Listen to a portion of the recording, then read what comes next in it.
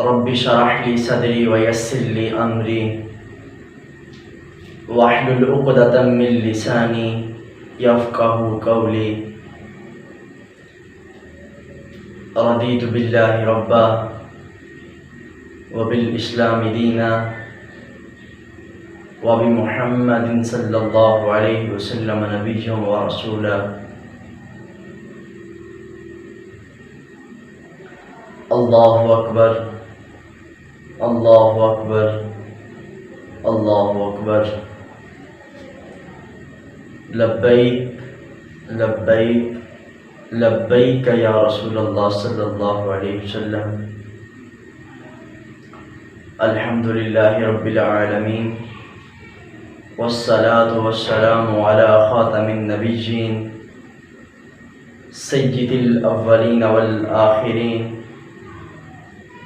وعلى آله وأصحابه أجمعين. أما بعد فأعوذ بالله من الشيطان الرجيم. بسم الله الرحمن الرحيم.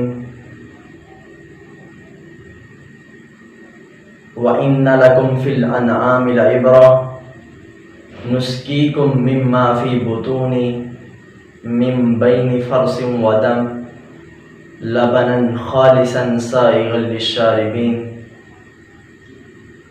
صدق اللہ العظیم وصدق رسولہ النبی الکریم الامین. ان اللہ وملائکتہ یصلون علی النبی یا ایہا الذین آمنوا صلوا علیہ وسلموا تسلیما. الصلاة والسلام علیک یا رسول اللہ وعلى آلك وأصحابك يا خاتم الأنبياء والمرسلين. الصلاة والسلام عليك يا حبيب الله وعلى آلك وأصحابك يا سيدي يا خاتم المعصومين. مولاي صل وسلم دائما أبدا على حبيبك خير الخلق كلهم منزه عن شريك في محاسنه فجوهر الحسن فيه غير منقسم. محمد تاج رسل الله كاتبة محمد صادق الأقوال والكلم محمد ذکرہ روح لأنفسنا محمد شکرہ فرد علی الامم. رب سلم وسلم دائما ابدا علی حبیبک خیر الخلق کلہم. اللہ تبارک و تعالی جل جلالہ وعم نوالہ وعدم برہانہ وعظم شانہ وجل ذکرہ وعز اسمہ کی حمد و ثنا اور حضور سرور کائنات مفخر موجودات زینت بزم کائنات دستگیر جہاں غم گسار زماں سید سروراں حامی بے کساں قائد المرسلین خاتم النبیین احمد مجتبی جناب محمد مصطفیٰ صلی اللہ علیہ وآلہ وسلم کے دربار گوہربار میں ہدیہ درود و سلام عرض کرنے کے بعد السلام علیکم ورحمۃ اللہ وبرکاتہ. واعظ قوم کی وہ پختہ خیالی نہ رہی برق طبعی نہ رہی شعلہ مقالی نہ رہی. رہ گئی رسم اذان روح بدالی نہ رہی فلسفہ رہ گیا تلقین غزالی نہ رہی. مسجد مرثیہ خواہاں کہ نمازی نہ رہے یعنی وہ صاحب اوصاف حجازی نہ رہے. موقع کی مناسبت سے میری تقریر کا عنوان ہے جشن آزادی.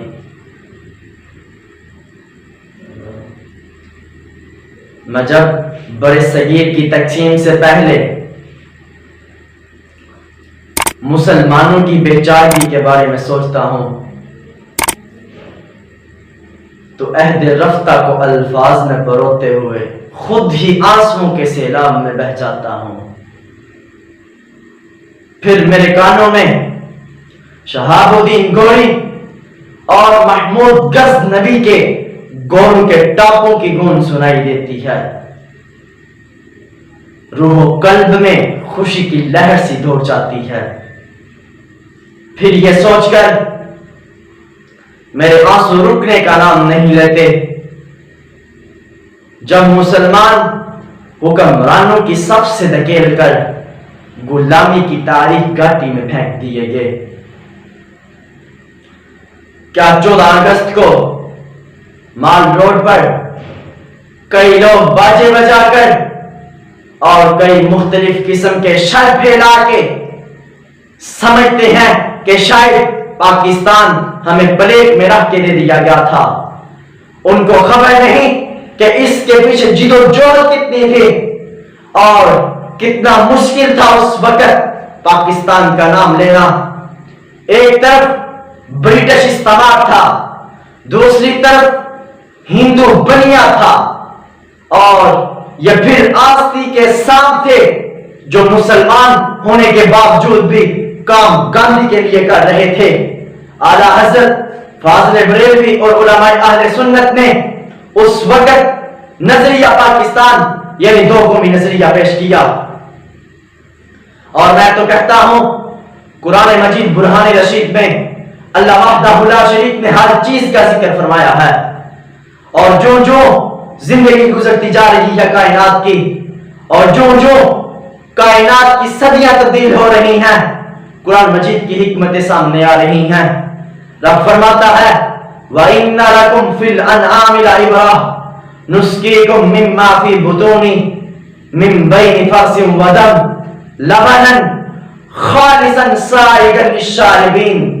رب فرماتا ہے تمہارے لیے جانوروں میں بھی عبرت ہے، جانوروں میں بھی سبق موجود ہے۔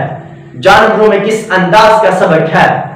رسول اللہ صلی اللہ علیہ وسلم نے جو احادیث پیش کی اور جو قرآن کریم کی آیت واضح کر رہی ہے، نسقیکم ہم تجھے پلاتے ہیں، مما فی بطونی جانوروں کے پیٹ سے کیا پلاتے ہیں؟ نکلتا کہاں سے ہے؟ من بین فرث و دم، خون اور گوبر کے بیچ سے نکالتے ہیں۔ کس چیز کو؟ لبنن خالصن، خالص دودھ کو، سائغا للشاربین جو پینے والوں کے لیے بڑا خوشگوار ہوتا ہے۔ لوگ پوچھتے ہیں ٹو نیشن تھیوری کہاں ہے؟ دو قومی نظریہ کہاں ہے؟ آج پاکستان کے چینلوں پر ایسے لوگ بیٹھے ہیں جو کہتے ہیں کہ پاکستان میں دو قومی نظریے کا ذکر ہی نہیں۔ تم کہاں سے لے آئے دو قومی نظریہ؟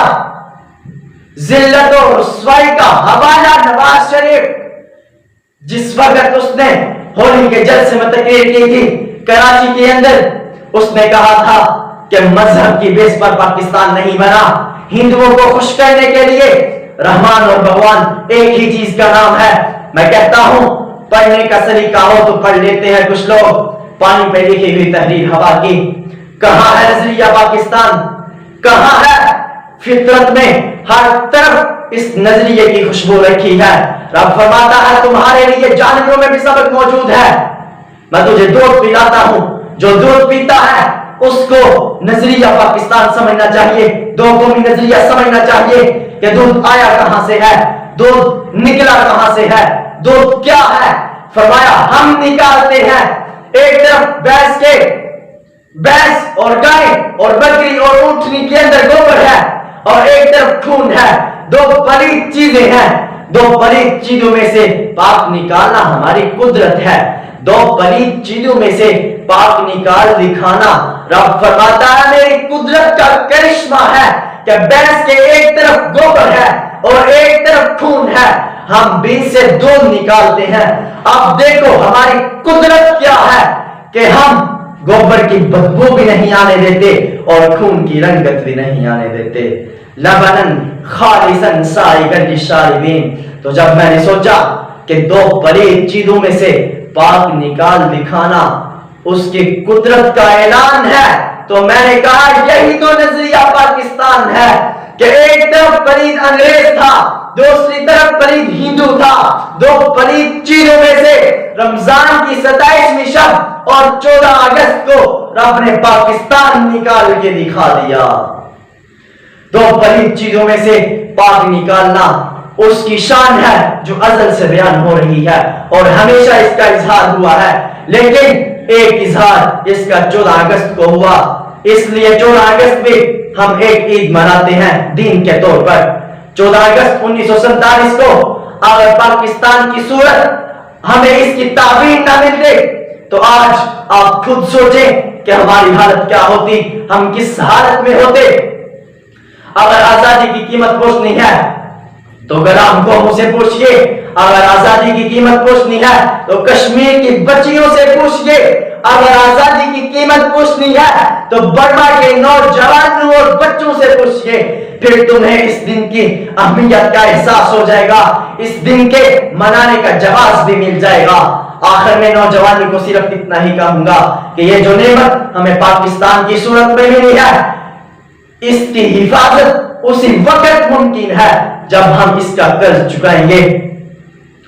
ہم کئی اور ڈاکٹر عبدالقدیر خان پیدا کریں گے، ہمیں کئی اور علامہ اقبال اور قائد اعظم کی ضرورت ہے۔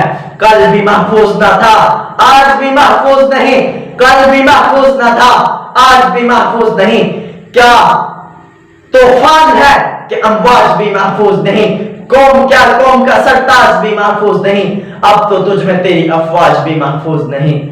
وآخر دعوانا ان الحمدللہ رب العالمین۔